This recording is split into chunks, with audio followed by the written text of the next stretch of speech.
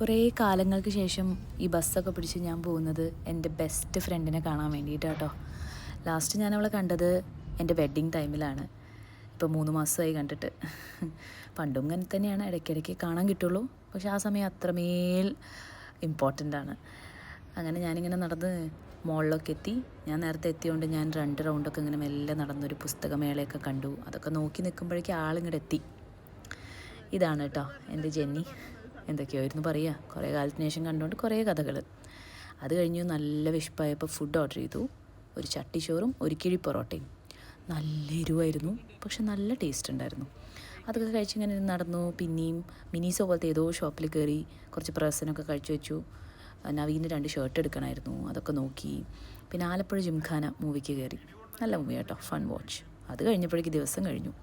ഇനി എന്ന് കാണുമെന്ന് അറിയില്ല എന്നൊക്കെ പറഞ്ഞ് കെട്ടിപ്പിടിച്ച് ഇമോഷണലായി ടാറ്റ ബൈ ബൈ പറഞ്ഞ് തിരിച്ചു പോന്നു.